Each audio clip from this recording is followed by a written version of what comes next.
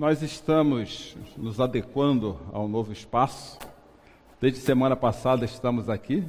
Semana passada estávamos em mais pessoas. E aqui Deus, semana passada, já fez coisas maravilhosas em nosso meio. E eu tenho certeza que hoje Ele continuará fazendo. Que a voz do Senhor fale com você aí onde você está. Que ela se misture com a minha e que o Senhor se faça presente em sua vida, viu? Quando nós começamos a pensar na série de hoje, na conversa que nós teríamos, na série desse mês, e na conversa que nós teríamos esse mês, me veio o seguinte tema: percebendo Deus por detrás das cortinas da vida. Por que por detrás das cortinas da vida? Nós estamos diante de uma vida onde nós só conseguimos perceber o que acontece com ela a partir de onde nós estamos, aonde nós vivemos. Mas existe por trás da nossa história acontecendo uma história maior, mais abrangente, mais profunda. Essa história que acontece por trás de todos nós é uma história em que nós não conseguimos alcançar com as nossas percepções, com os nossos olhos. Só existe uma questão em nós que nos ajuda a alcançar o que acontece por trás de tudo isso, que é a fé. E não faz muitos dias, uma pessoa veio me perguntar a respeito da fé. Ela me perguntou o seguinte: Cláudio, como é que eu posso comprovar a fé? E eu tive que falar para ela que fé não pode ser comprovada, ela tem que ser experimentada primeiro. Eu não consigo primeiro entender o que é a fé de uma forma lógica, racional, para que depois eu possa compreender ela.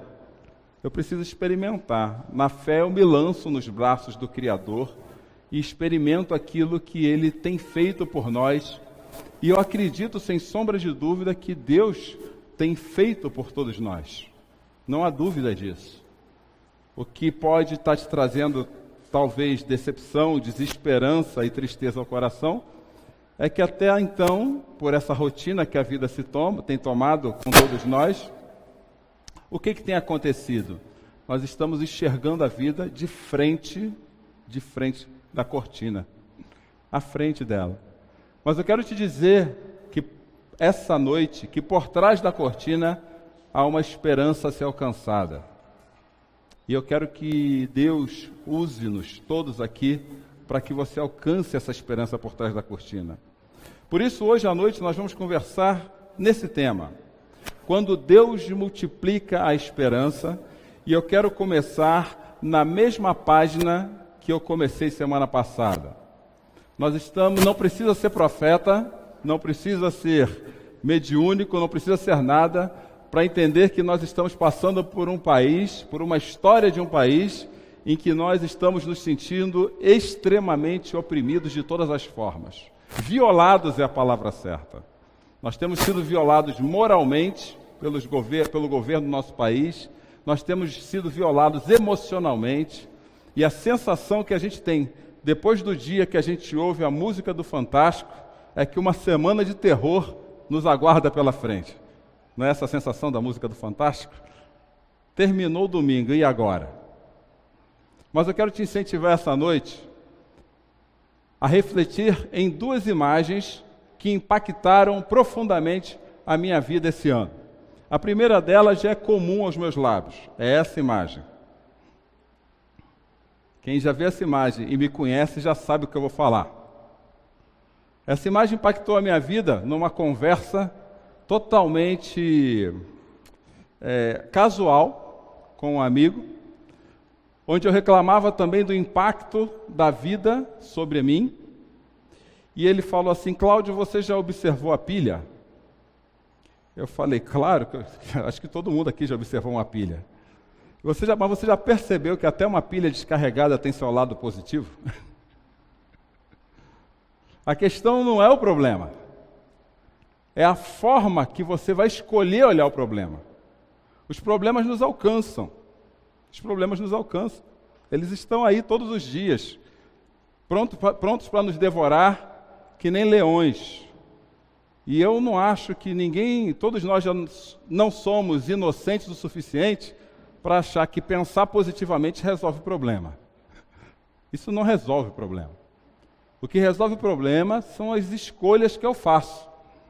Ou eu posso escolher, diante da dificuldade, olhar para a solução, ou deixar que a minha cabeça seja consumida pelos problemas que me assolam e cair num rodamuinho que me suga para o fundo do lado mais escuro da minha alma, onde eu acho que nada nos traz esperança. A segunda imagem, eu vou deixar vocês curiosos. Alguns vão matar já de primeira, mas não conta para quem está do seu lado, não. Faz um acordo comigo, você não vai contar para quem está do seu lado. Mas a segunda imagem que impactou a minha vida esse ano foi essa imagem. Eu não sei o que essa imagem fala para você. Para mim ela falou muita coisa. Mas eu quero que você guarde a sua expectativa, se você não alcançou o que essa imagem me disse, pelo menos, eu quero que você guarde a sua expectativa para o final dessa mensagem. O final explica ela. O caso que, à frente da cortina da vida, naquilo que nos é perceptível, eu acredito que a maioria de nós está numa situação parecida como essa. Não é verdade? O salário dura até o 10º dia do mês. Com sorte, com esperança. Infelizmente, a imoralidade política e cultural que a gente vive tem levado, cada um de nós, tem nos levado a nos espremer cada vez mais. A gente tem que espremer o pão de cada dia. Tem um ditado popular que diz que às vezes a gente tem que vender o almoço para poder jantar. Não é assim? Se alguém tiver diferente disso, me conta para eu pedir ajuda. Mas isso é a realidade do brasileiro, é a tua, é a minha. Nós estamos aí há 1 mês e meio do Natal e parece que a desesperança ela é mais presente do que a esperança. A expectativa é pequena. O único que tem expectativa nessa época do ano é o comerciante, que ele espera vender muito. E aqueles que são mais afortunados e oportunistas já estão preparando suas lojas com enfeite de Natal. Mas a gente que está do lado de cá só vê isso, um monte de conta para pagar, um monte de responsabilidade. Mês passado, eu vou chamar de Delta, uma empresa teve a oportunidade de adiantar já a primeira parte do 13º dos seus funcionários. E quando adiantou, vocês não imaginam a cara de alegria. Por quê? Porque ia comprar presente? Não, porque já dava para pagar as contas que estavam atrasadas. E essa é a nossa realidade. Essa talvez seja a sua, é a minha realidade. A gente tem que lidar com um país totalmente amoral, não é nem imoral, e nós temos que lidar com a realidade de que nós temos que viver dentro desse contexto. Mas para conversar um pouquinho de como lidar com isso dentro da espiritualidade cristã, eu quero falar com vocês a respeito da vida de uma mulher que vivia na época de um profeta chamado Eliseu, o que a gente vive hoje, e compartilhar a experiência dela com a gente.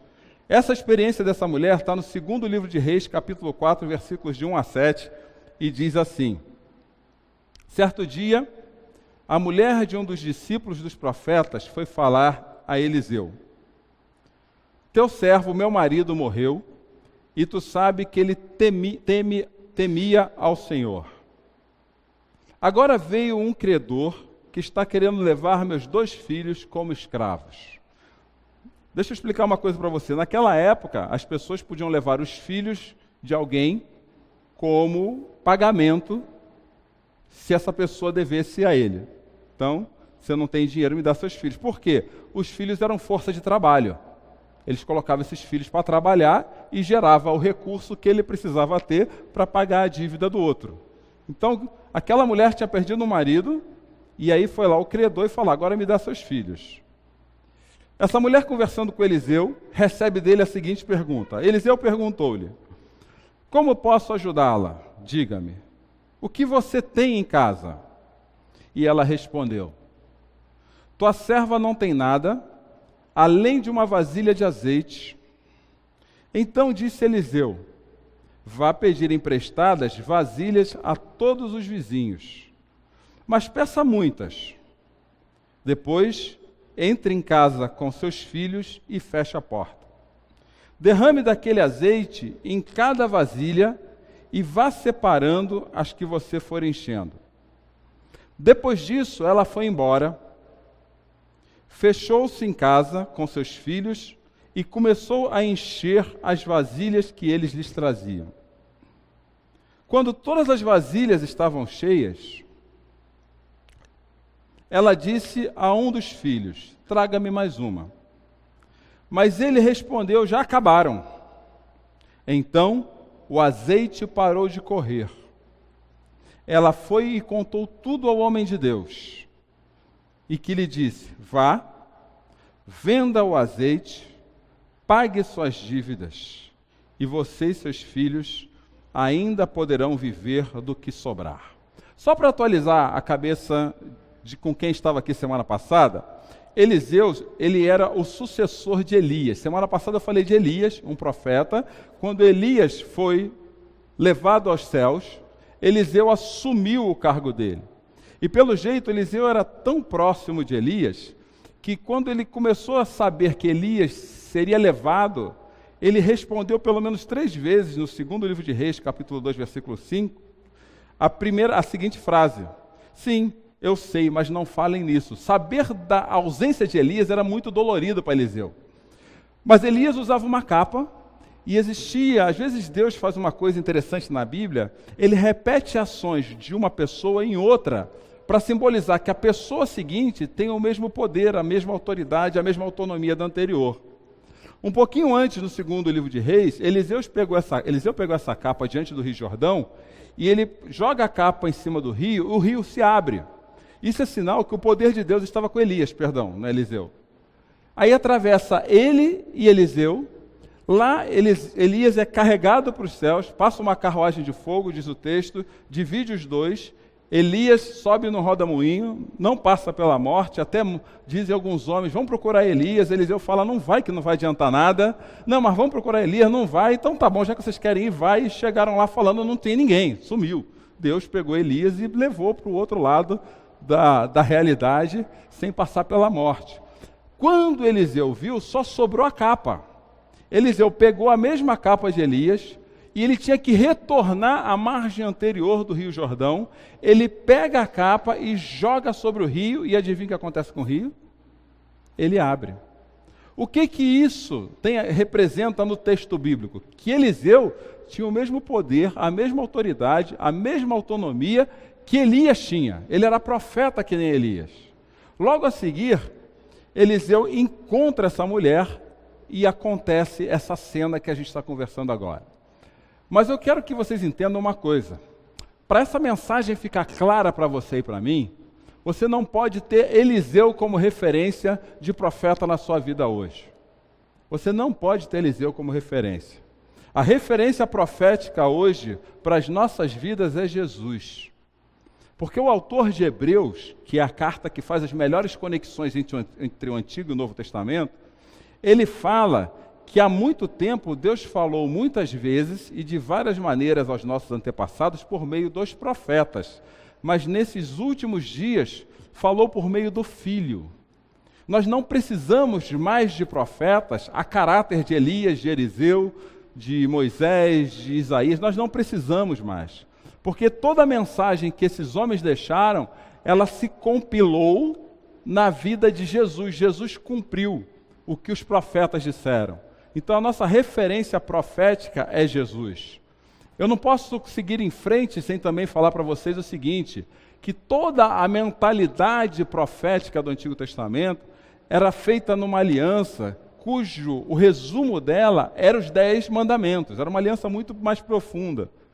E no Novo Testamento, não que essa aliança é abolida, da mesma maneira que Jesus cumpre a aliança, cumpre o que os profetas disseram, ele cumpre a aliança. Por isso, o mesmo autor de Hebreus, no capítulo 8, versículos 6 e 7, ele vai dizer o seguinte: agora, porém, o ministério que Jesus recebeu é superior ao deles, assim como também a aliança da qual ele é o mediador é superior à antiga, sendo baseada em promessas superiores. Pois se aquela primeira aliança fosse perfeita, não seria necessário procurar lugar para outra. Hoje a aliança válida, biblicamente falando, é a aliança que Jesus fez conosco, quando ele morreu na cruz. A aliança do Deus encarnado da história, a aliança do Deus que morreu pelos nossos pecados, a aliança do Deus que encarnou-se. Essa aliança, ela não vai abolir a antiga, ela vai cumprir a antiga e se tornar superior. É por isso que o texto diz que essa aliança tem promessas superiores. E as promessas da aliança que Jesus tem conosco, ela vai muito além do que promessas materiais e casuais. Ela vai muito além da morte. Aliás, o próprio autor de Hebreus fala que só se pode morrer uma vez. A aliança que o autor de Hebreus promete é uma aliança eterna. Uma aliança onde nós viveremos num lugar extremamente perfeito chamado eternidade. Essa aliança aguardada por um povo cujos discípulos creem em Jesus. Eu preciso que a gente olhe para Eliseu e para a realidade daquela viúva, para a nossa realidade e para Jesus agora. Eu queria que você tentasse fazer comigo isso no seu coração, para que nós pudéssemos tirar 3 lições desse texto. A primeira delas é a seguinte: diante da crise, lembre-se da aliança que Deus tem contigo, meu querido. Diante da crise, lembre-se da aliança que Deus tem contigo. A crise, ela tenta nos tirar a oportunidade de enxergar que Deus tem uma aliança feita no amor dele com a nossa vida. E hoje nós vivemos um problema social que facilmente nós potencializamos a crise.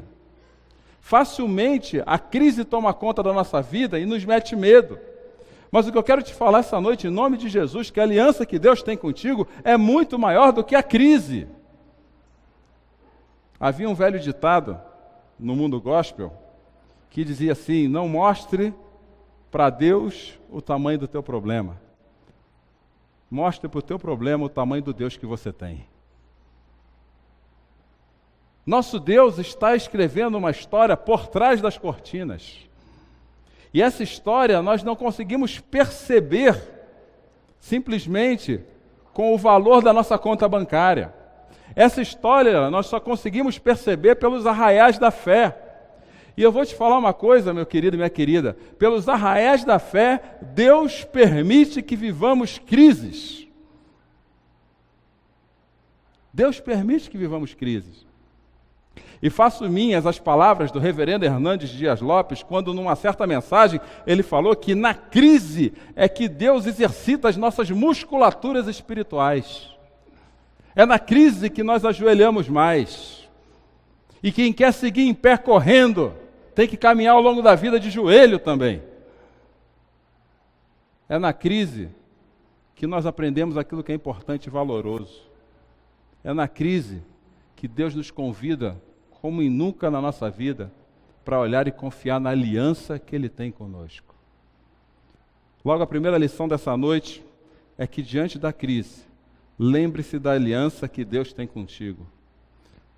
Quando você estuda a Bíblia com um pouquinho mais de profundidade, havia 4 grupos de pessoas que eram extremamente marginalizadas: a viúva, o órfão, o escravo e o estrangeiro.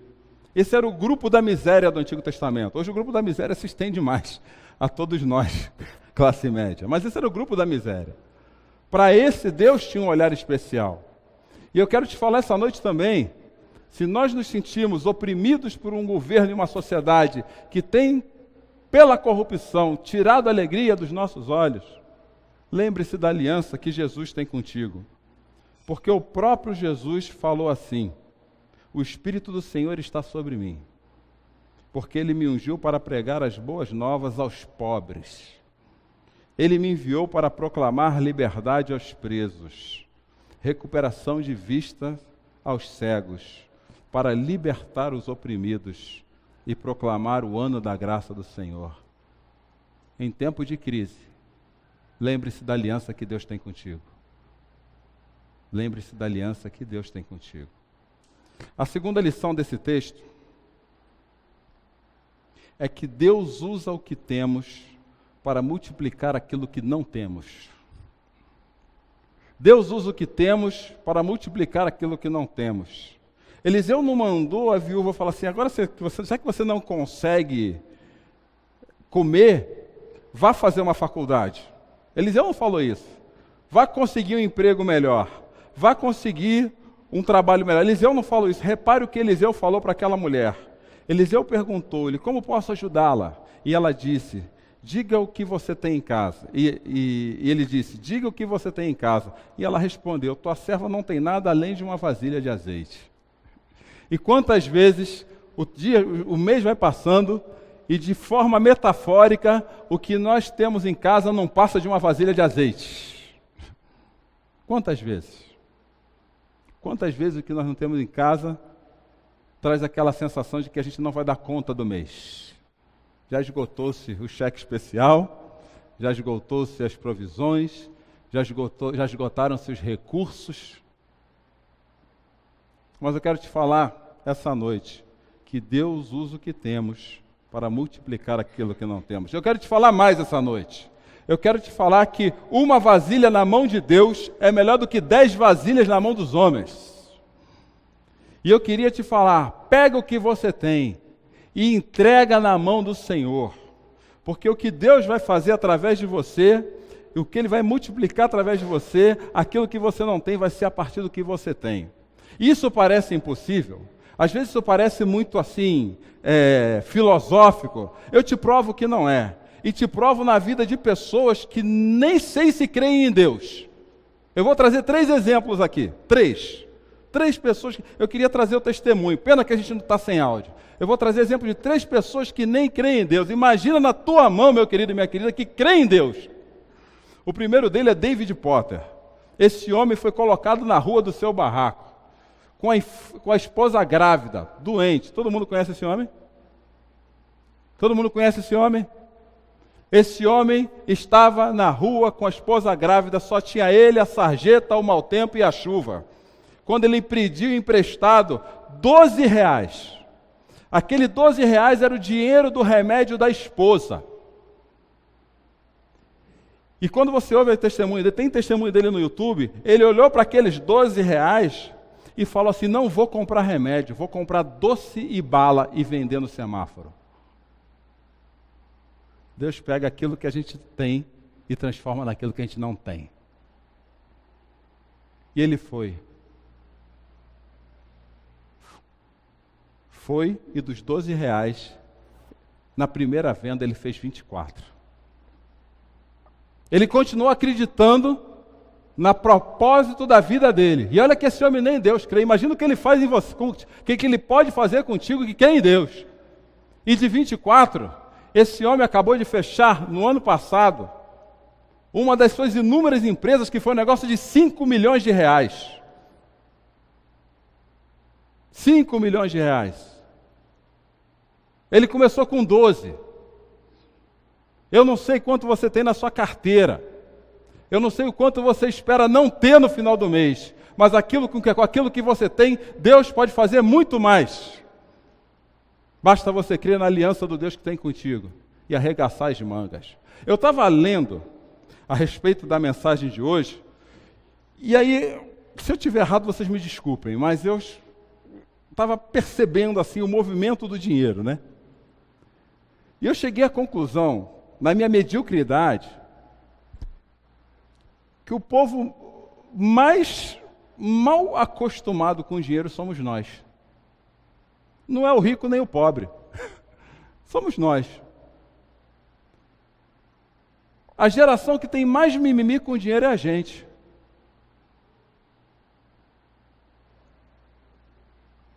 Porque a gente não sabe, a gente está sempre reclamando daquilo que a gente não tem.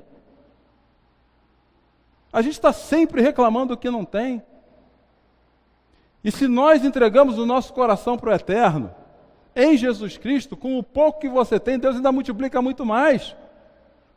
A gente fica que, quando a gente olha para a pilha, a gente olha sempre para o lado negativo da pilha, falta isso, falta aquilo outro, eu não tenho aquilo, não posso comprar aquilo outro e tal. Aí meu filho não tem isso, meu filho não tem aquilo outro, aquela outra coisa. Deixa eu te dar um segundo exemplo essa noite. O nome dessa mulher é Elaine Nóbrega. Elaine, ela era diarista. Um dia ela falou assim, eu vou sair pela rua num carrinho de feira, vendendo tudo que é produto que tem no mercado. Ela ia de casa em casa. De casa em casa. Um dia ela chegou e falou assim, eu vou juntar dinheiro e eu vou comprar uma serralheria. E ela comprou a serralheria, vendendo produto de limpeza de casa em casa. Aí vendendo produto de limpeza de casa em casa, essa mulher falou assim, viu? Passou numa obra, aí viu um monte de gente demolindo casa, aquela coisa de construção que demole. Ninguém sabe o que faz com o resto de obra, né? Se doa entulho, não sabe. Ela falou, peraí, tem negócio nisso aí. Ela tem uma empresa, meus amados, hoje, numa das empresas mais rentáveis do Brasil. E sabe o que ela faz? Vende sobra de obra. Porta, cadeira, mesa, janela. Para você entender, essa mulher fechou a reforma do museu, do Memorial da América Latina, depois que pegou incêndio. E ela começou na rua, com um carrinho de feira, cheio de produtos de limpeza dentro. Deus faz, Ele multiplica o que você tem naquilo que você não tem, se você confiar na aliança que Ele tem contigo. Uma vasilha na mão de Deus é melhor que 10 vasilhas na mão dos homens. E você está dizendo que não dá? Sabe qual é o grande problema da nossa sociedade? A gente quer ter. Se falar para você, Cláudio, você quer uma empresa de 50 milhões de reais? É claro que eu quero. Agora você quer viver o processo de uma empresa de 50 milhões de reais? Você quer acordar todo dia cedo, você quer trabalhar até tarde, você quer comer pouco, você quer sair todo dia sem saber como é que vai fazer, tendo que vender, porque de tarde você tem que voltar com o dinheiro. Aí o cara fala, não quero. Isso eu não quero. Um saudoso presbítero, saudoso não, que ele ainda está vivo, ele fala assim, não tem, meus amigos, como comer o ovo sem tirar a casca. Não tem. Deixa eu terminar com o último exemplo. Esse aqui foi o que mais me pegou. O nome desse caso é Geraldo Rufino. Morava na favela do Sapé. Ele morava na favela do Sapé, e aí ele teve um primeiro negócio, ele fez alguma coisa, acho que ele era catador de lata. Não, ele fazia alguma coisa antes. Enfim, daqui a pouco ele falou assim, eu vou catar lata no lixão. Aí ele foi catar lata no lixão. Ele começou a catar lata no lixão com 11 anos de idade. Aí ele diz que ele faliu a primeira empresa dele com 11 anos de idade. Ele faliu 6 vezes.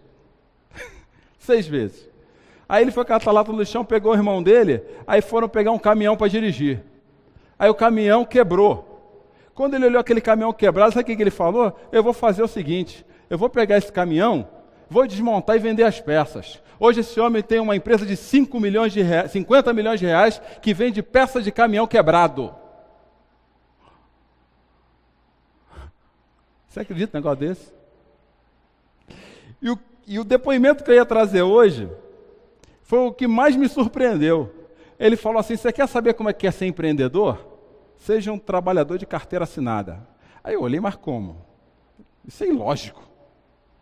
Ele explicou, porque se você for um trabalhador de carteira assinada, chegar cedo, sair tarde, fazer além do que te pede, comer menos do que tem que comer e trabalhar o que tem que trabalhar acima das expectativas, você consegue sair fora e fazer sozinho. Mas se você é preguiçoso onde você está, você vai ser preguiçoso onde você vai. As vasilhas podem estar vazias, mas se você acreditar na aliança que Deus tem contigo, eu estou para te dizer que uma vasilha nas mãos de Deus vale mais do que 10 vasilhas nas mãos dos homens. Elias pegou aquela mulher e falou assim, agora vá e peça vasilhas. E o texto bíblico disse que ela pegou daquela uma vasilha, começou a derramar o azeite. E de repente aquela mulher falou assim, meu filho, traga mais uma vasilha. Ela falou, acabou. Não tem mais vasilha. E sabe o que aconteceu? O azeite parou de correr.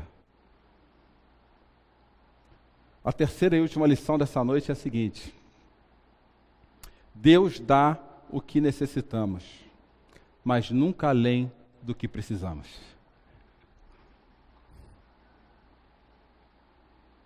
Deus dá o que necessitamos, mas nunca além do que precisamos. O nosso problema, e já não sei quantas vezes eu falei isso aqui, que a gente quer gastar o que não tem para mostrar para quem não merece quem a gente não é.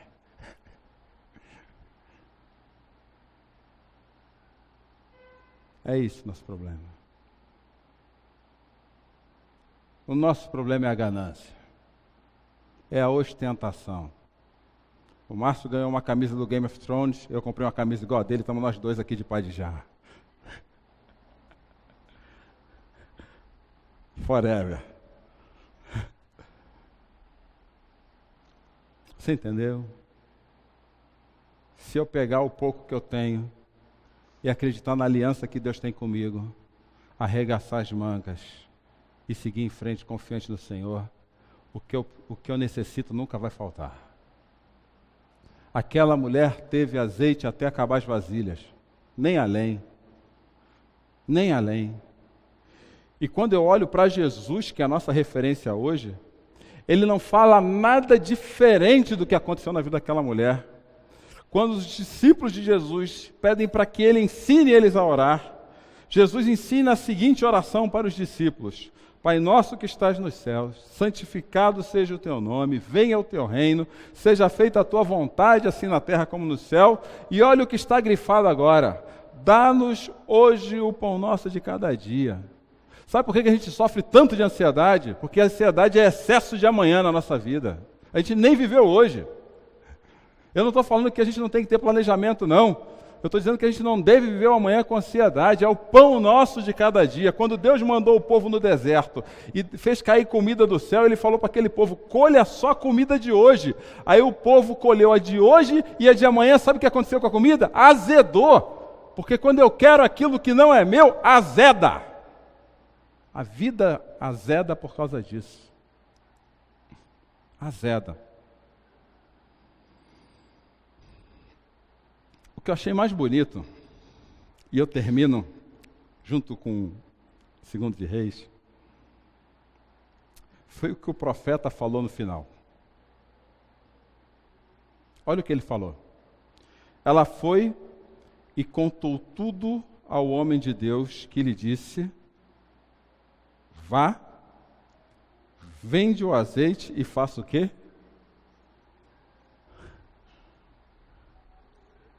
Vá, vende o azeite e pague suas dívidas. Ele não falou esbanje o dinheiro.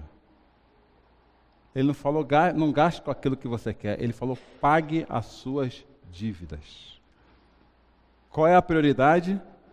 Pague as suas dívidas. Rapaz, acabou. Outro dia eu estava conversando com fulano, aí fulano falou assim: viu, a vida está dura, não tem dinheiro. Eu falei: legal, está dura mesmo. Aí eu, conhecendo os gostos dele, se vocês falarem que eu disse isso, eu nego até a morte, tá? Aí eu falei assim: viu, saiu um videogame novo aí, de 2.000 por 1.000 e pouco. Pô, se você comprar para você, compra para mim também. Eu falei: você não falou agora há pouco que está sem dinheiro, rapaz?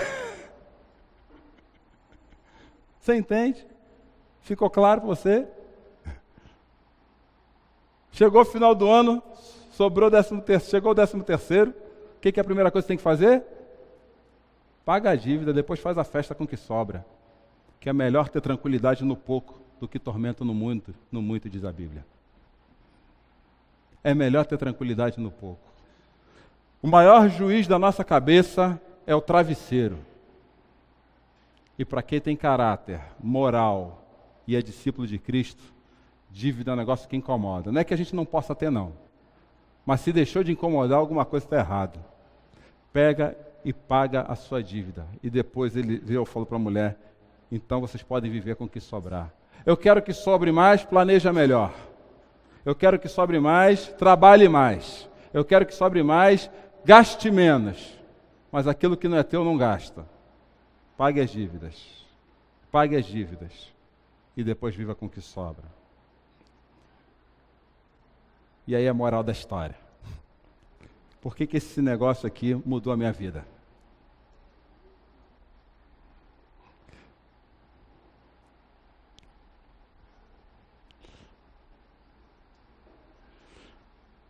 Esses dias, um amigo meu lançou um produto novo. Ele é coach e falou assim: Cláudio, vou fazer um curso de gestão do tempo. Esse é outro problema do povo, né? Não sabe gerir o tempo. Aí eu falei: legal. Aí ele me pegou para ajudar, porque eu gosto desse negócio de planejamento. Eu gosto de planejar, eu gosto de executar, eu gosto de indicador. Eu sou um cara que gosta desse negócio. Ele falou: eu te ajudo a fazer, vamos lá. A venda é contigo. Ele foi lá, planejou, montou tudo. E a meta dele era, acho que 10 ou...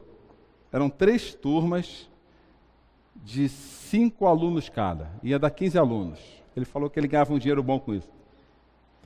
Sabe quantos alunos ele conseguiu? 2.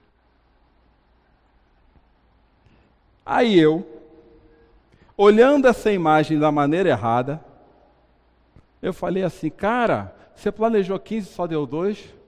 Não. Ele falou: não, você está vendo errado a coisa, Cláudio. Eu não perdi 13 de 15. Eu ganhei 2 quando não tinha nenhum.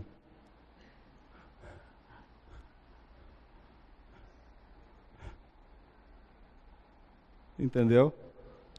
Quando eu olho para o copo, ou eu vejo um copo vazio, ou eu vejo um copo que encheu até a metade. Até uma pilha descarregada tem seu lado positivo. E quando a gente crê na aliança que Deus tem conosco, e quando a gente assume a responsabilidade daquilo que é nosso, sabendo que Deus multiplica o que é nosso, que uma vasilha na mão de Deus é melhor do que 10 vasilhas na mão dos homens, e fazendo a minha parte, que é pagando minhas dívidas, e seguindo em frente, usando dos benefícios da minha saúde que Deus dá todo dia, não há como deixar de prosperar.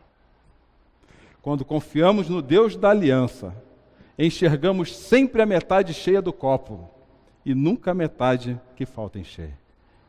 Eu não sei qual é a metade do copo da sua vida aqui hoje, mas eu quero te convidar em nome de Jesus a olhar para o copo a partir do Deus que cuidou dela até aqui. Ela estava vazia e Deus está enchendo todo dia.